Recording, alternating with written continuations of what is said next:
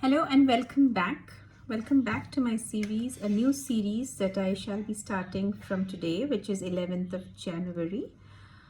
And the topic is, or rather, the name of the series is Smell the Beans. It's been a long time that I have made a talk or I have done a podcast, I think since May 2021. Though I am quite interested, and this really kind of intrigues me or keeps me excited, but because of the routine or because of whatever I've been doing, somehow this took a backseat. And I have one of the intentions of 2022 has been that I will do more of these talks, even if they are smaller talks, but I will be doing them. These talks will go live on my YouTube channel, which is Born to Win with Priyanka Bhatnagar, at 9 p.m. every night. So though I will be recording it as per my convenience, but it will go live at 9. The reason being is I feel it's a time when many of us are free. We could just listen to some podcasts. It's just the time before sleep. One can unwind, and one does a lot of various other things. So this could be one of the things which will fit into your schedule. What is the agenda, or why am I doing these talks? So there were two reasons primarily. One, as I said, that I like to talk and I like to engage.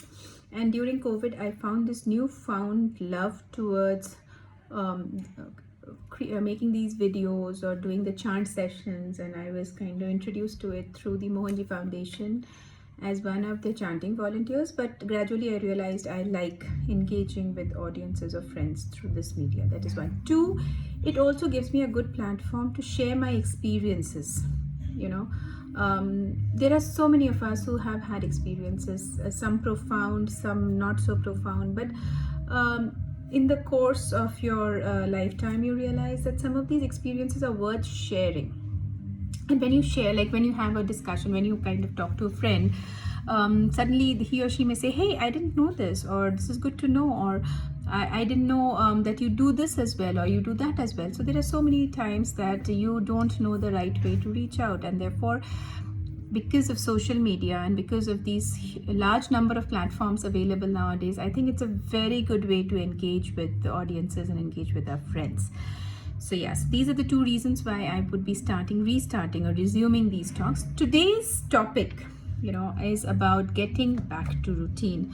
And why am I starting with this? Because I think this is one of the most important learnings I have had since March 2020. In fact, I remember in May 2021, I had made a video on routine as well, which got a good response, because it is something that we all know. We all know that we have to stick to a routine, but we often forget in our day-to-day chores or how we are engaged with the work, with school, with college, or whatsoever. Now, when there was the normal way of doing things, typically kids, adults, adolescents, they used to get up in the morning, they had to reach the bus stop or the pickup point if they are carpooling to go to school or college. Adults had to reach office on a particular time. We had to attend meetings at a particular time. But since April 2020, even though we are still doing the same sort of things, but the way we do it is quite different. How?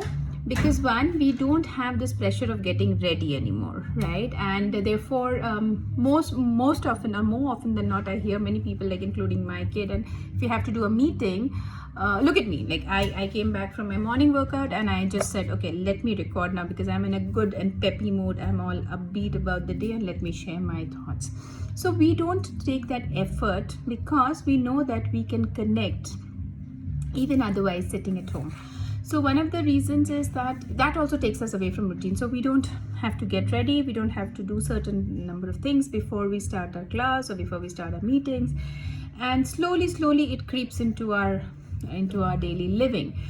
And therefore, things like sitting in the table and having meal together becomes not so important. Engaging with your family members as a family during tea time becomes, because you're always engaged virtually or otherwise. That is one. Two, I think the sleep pattern, the wake up pattern has taken a beating during the pandemic, and therefore a routine really helps you to stick to your patterns. These patterns, not otherwise. Patterns in general are not good to stick to, which I can take another talk, or maybe let me write it down. Patterns are something we should avoid generally. Discipline is something we should stick to. Okay, so coming back to routine, so that is one second, and the third thing is our healthy habits, right? When to work out, when to meditate.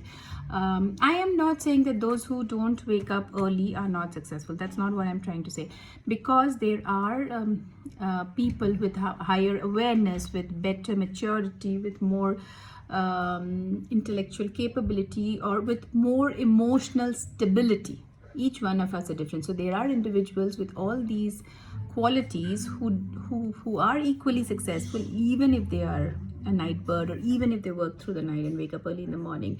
However, the percentage of people with such qualities are lower by and large, even if you do a research. And to following a routine, gets you into a very disciplined format of life, which eventually over a period of time brings down your emotional highs and lows. And if you read more into it, you will realize that sleeping early, waking up early, doing certain things at certain times of the day gradually has a pattern. That is why in the olden times there used to be the Gurukul system for kids, or the military has a very strict training schedule, right?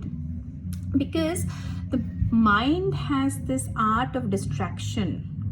If you get into the depth of how the mind operates, the mind is always operates in a way to distract you using its senses, which is the eyes, the skin, eyes to see, ears to hear, nose to smell, mouth to eat, skin to feel. So with all these touch and feel and hear and see senses, the mind tends to distract the soul or the individual. Whereas when you set the mind into a disciplined pattern, the tendency of the mind to distract keeps coming down. And this is proven. This has been really, really proven. Try it out for 6 months and you will see the difference.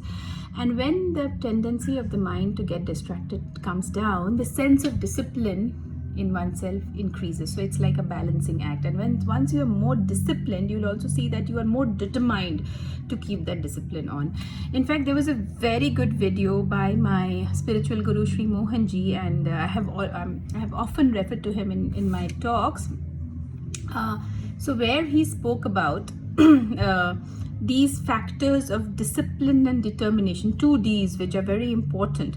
So though his talk was about the spiritual walk and the journey towards spirituality, but if you look at it in any aspects of life, these 2 things are very important, even to live a normal disciplined life, say for a student, for an adolescent, for a working adult, for a family person, for a retired person. So he said that discipline and determination go hand in hand in giving you a healthy and emotionally balanced life, and distraction is one of the biggest D that takes you away from this, and therefore you should avoid distractions in life. So getting back to a routine also helps you in strengthening your discipline and determination and takes you away from distractions. That's also the goal. So quickly into the topic of how a routine helps. I think how it helps I have said, but what are the things that you should do? I have often been asked this question that what is it? So routine is nothing but doing a repetitive set of things over a period of time, doing it so that it becomes ingrained in your DNA. And I'm not saying that all the things that you do in a day should be repetitive, but there's certain set of things, because that helps in taming and controlling one's mind, which is why they say the Chinese are very good in factory model of operations, because they are in their DNA designed to keep doing, and they become like really experts, they become perfect. When you repetitively do something, the tendency of the mind, like I said, to distract you comes down. The mind also knows that at such and such time you have to do certain, so it becomes like a DNA in your body, which is why that you have to have breakfast in the morning, lunch in the afternoon, and dinner at night. Okay, now as per the scriptures and the Shastra, they say that the morning hours of 4 to 6 are very fertile to put any positive thoughts or intentions in oneself, and therefore they say that the best is if you can wake up. Like if you look at any of the morning gurus, or for that matter if you follow Mohanji, they will always talk about waking up between 4 to 4:30. I know 4 o'clock is slightly challenging, even 4:30 is challenging for most of us, because waking up early has a direct linkage to eating on time, eating healthy, and sleeping on time, so it will come over a period of time, but it is difficult in a short while.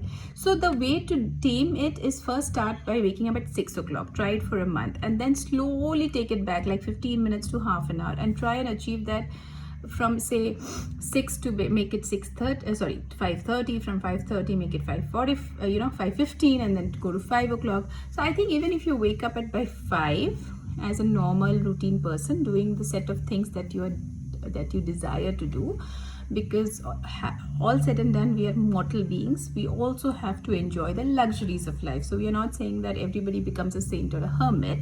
So it will give you that kind of window to do everything. So one of the things is, try waking up early, set a pattern, and try taking it back, if you're not a morning person, by 15 to 30 minutes, so that you reach that goal of 5 to 5:30. Once you get up in the morning, try not to do any activity without getting fresh. I think that so Mohanji talks about the fact, in fact, when we followed the morning routine, 4:30 routine, I have realized 4:30 is not my comfort zone. I have not been able to crack that 4:30 timeline for a very long time. So I have set at something like between 5:30 to 6, so typically 5:30, and then 6 I start my practices. So is my ideal, or is my comfort zone. I want to take it to 5 o'clock. I have not been successful yet, and then there are gaps like when we had this whole festival time and New Year's time, and which is why I said, this whole series and this whole agenda of doing a talk is also for me to keep reminding myself that I'm getting off track and get back to track, because you cannot preach what you don't practice, right? So you have to practice what you teach. So that is the other agenda. I have a selfish agenda of why I want to do a talk. So coming back to it is, first start modulating your time. Second, when you wake up, do freshen up, don't do anything. So like Mohanji talks about having a bath, but even if you can't have a bath, do freshen up, brush your teeth, wash your face, hands, limbs, feet with cold water, so that it takes the tamas, as they say, or the inertia out of your body, and then change into a separate set of clothes. Usually I change into my gym clothes or my workout clothes, and I then do some kind of meditation. It depends. So I will take a separate session, because I have been asked by many friends, and people I know, that teach me how to meditate. Now, meditation is not something which can be taught. It is a way of life, but we can help you get into that way of life. So even for somebody like me, have a guided meditation helps, because it puts you on a line of on a trail of thoughts, and you can carry it on. So do a meditation. If you're a beginner, I keep saying, if you're a beginner, do it for 5 to 10 minutes, nothing else. Just put Om chant and do that meditation, and then gradually as you grow, people can reach out to me, and I can tell you various types of guided meditation. And then once you're an completely aware, ascended person, then you can also do silent meditations. Obviously, that's a very high level of control over your mind. That is the goal we want to achieve. But till that time we go there, guided meditations are perfectly okay. They set your mind to think in a particular way. They definitely moderate your highs and lows, of emotional highs and lows, right? And then one thing that the third thing that we say is, do put an intention. What you say, for instance, you have so that like I was saying earlier, one of the reasons of having a routine is it moderates your emotional highs and lows. It takes you towards a form of stability. So do try and put those intentions in yourself as to what you want to achieve. Say, for instance, you're having a very hectic time at work and you're not able to control your outbursts. So put an intention that I will be more stable, or I will be more receptive to what my subordinates, or the kind of feedback I am getting. I will be more open to sessions and talks with my colleagues. Or for instance, if you're a student and you're not able to kind of keep up the pace, or you have submissions and you're stressed that you're not able to meet the timelines, so put intentions, put very tangible. So intentions should be tangible, set them in your mind. Morning hours are also a very good time to contemplate. Look, so for instance, like if I've had a bad day, the next morning, 10 to 15 minutes, I will recap the previous day and try and see where was I wrong. See, more often than not, when we're in the thick of actions, we try and find faults with others, circumstance. We blame it on everything but ourselves, right? But the fact is, nothing other than ourselves are within our control. So that 15 minutes in the morning, spend the time with yourself to try and understand what is it then that you can control. Contemplation, so we call it the time. So typically they say that once you finish your meditation, you do some light yoga, and then you meditate, and then you kind of the last 15 minutes of your morning routine you spend on contemplation, and also to set the actions for the day, right? So once you have set an intention and you have contemplated where you went wrong, or what you didn't do right, or what you could have done better, or what is your learning from the previous day, and then you set the actions for this day. Okay, today I will do this differently. Okay, so that is, but the way I do it, I don't do it exactly in that fashion, and it is I'm not saying I'm right or wrong, I'm just sharing my experience. So I typically get up, I finish my meditation, I definitely set that intention, this is what I want to, because if I've had a bad day, a rough day, if I've not been able to achieve my goals, if I go, sometimes I just go blank in my mind, sometimes I don't know how to move forward, sometimes I feel the same things are happening to me and I'm not able to solve them. Why is it happening? And you get into a spiral of emotions. So I just think of all those things and I said, why, what is it that I am not doing to take myself out of this situation? So I think about that, then I finish typically I do a guided meditation, and I also do some kind of chanting. I do Om chanting in the morning most often. I don't do any other mantra, but Om chanting, and then I do my workout. So I do an hour and a half. So that's my me time. That's my time when I really unwind. I meet some people. I think that's the best way for me to start myself. That really puts me in a very good emotional quotient at the beginning of the day. Then I come back from my workout. Typically, given the time now, because we are in the thick of the wave 3, I'm doing it at home, but otherwise I go out. I either go to the gym or I go out in the open and I run and I meet some friends and we have a good hearty 60 to 90 minutes and we have lots of endorphins in our body and we are all charged up. We come back home and then I spend my 15 minutes contemplating and summarizing the previous day and making actions for that day and trying to see how I can do things differently. So I try and finish all this by 9:30, and that's when I then start my work calls. I start following up with my team, or I start taking out the action items that I need to do for the previous day. This is how my day looks like. You could have it any other way, but most importantly, when I also plan my day, I also think, okay, from 10 to 12:30 I'll take meetings, or 10 to 1, and then 1 to 2 or 2:30 I'll take a lunch break, and then in the afternoon I'll do certain amount of work, and then evening maybe 5 to 6 I take a break again, and then 7 onwards, and then 6 to 7 if I want to cook something, because I do like cooking, I do that, and then 7 onwards again I either do some reading, work related, or I spend time with my daughter, and then at night again I catch up with my pending work. One of the things which has got lost in all the schedules of mine is reading. I was an active reader, but last 5-6 months, and again, as I say, we make excuses, and I've lost touch with reading, and I blame it on very active social life and festival time, lots of activities, but that's not the point. The point is we don't make enough time. I can always get up half an hour earlier in the morning to do that, but I've not been doing that. Or I can reserve the last half an hour of my day before I go to sleep when I'm Facebooking to do this, but I don't do that. But yes, it's a point. So all these talks are also a reminder of me to myself that I have to do it, as well as sharing it with others.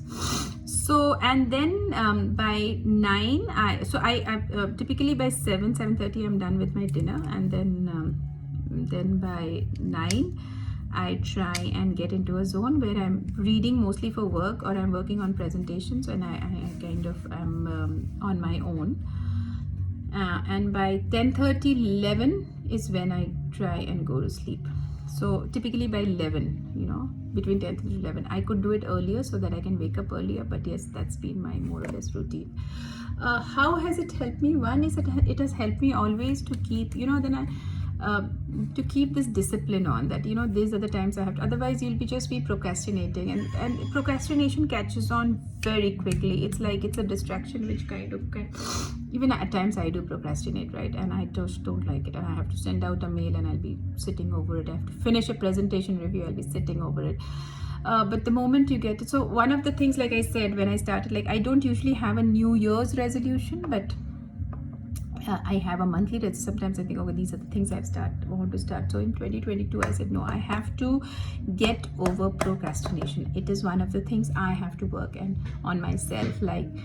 And therefore getting back to a routine also helps you in working out these, because then you have your daily charts, your hourly charts, you know what you want to achieve. At the end of the day, you see whether you've achieved what you want to achieve. That's also very important, I think. And that is another area where I fail. I make a tasks at the beginning of the day, I don't match it up to whether I have accomplished that during the day.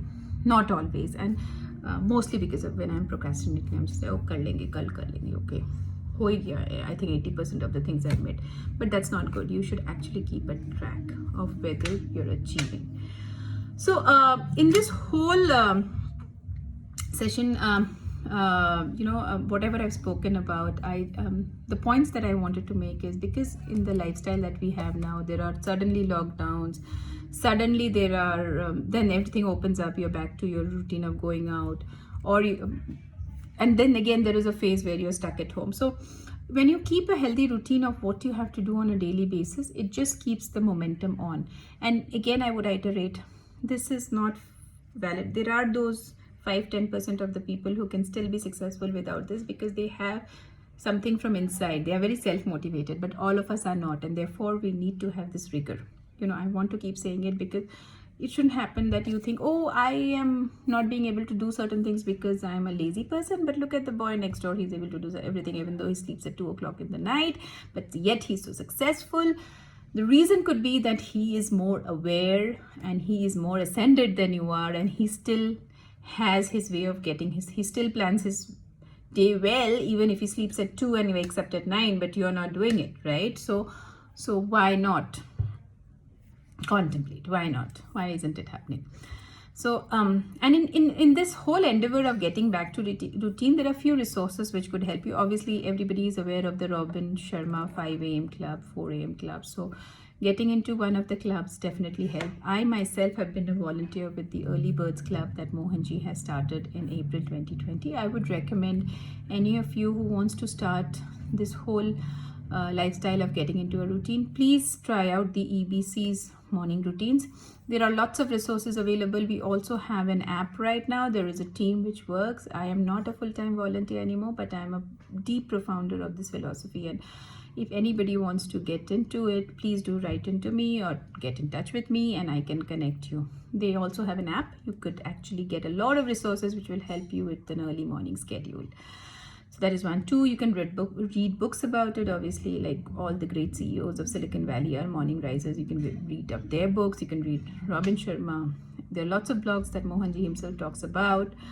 There is a very specific video that Mohanji had spoken about on the path to spirituality. This was in 2020, if I remember, where he talks about this whole fact of when you want to walk a particular path in life, 2 things help you, 2 D's, the discipline and determination. And there is a D and there is a third D, which is your biggest villain, which is distraction. So you have to live your life, or you have to train your mind in such a way that your discipline and determination is at the highest point and your distraction is at the lowest point. And this is the balance you have to make, right? And for somebody who's highly evolved and ascended, obviously they don't have this third D at all because they've been able to take it away. But for 99.9% of us who are mortals, we have it, and rightfully so, because we are born in an environment where there are luxuries all around, and we are born to absorb, imbibe, and also to take pleasures of those luxuries. So we are not saying that you have to day one get away from them. But while doing so, how can you keep your distraction at the lowest and improve your determination and keep your discipline at the highest? So that's the balance he's talking about. Do look up his blog, which is on mohanji.org, or you can again reach out to me, I can share. But these resources are just to inspire you, nothing more. It is to inspire you, give you a path, show you a way. And trust me, I have been I have been able to achieve a lot of my tangible goals by following a routine. I feel very energetic. I feel I have a lot more time to do a lot more things, which we often blame it by saying that, hey, I am not being able to do this because I don't have the time. We have the time for everything, whether it is a priority, whether we want to do it. and whether it falls within our overall scheme of things is what we need to figure out. I think with that I will end the session, because otherwise it becomes too long and nobody wants to watch a video which is this long. But do reach out to me, do tell me your thoughts, do ask me how I can help you get into a routine. I would like to see most of you get into some form of a daily calendar. It need not always be about waking up early, but I think let us take it step by step. Waking up early has its own benefits on the mind, like I said.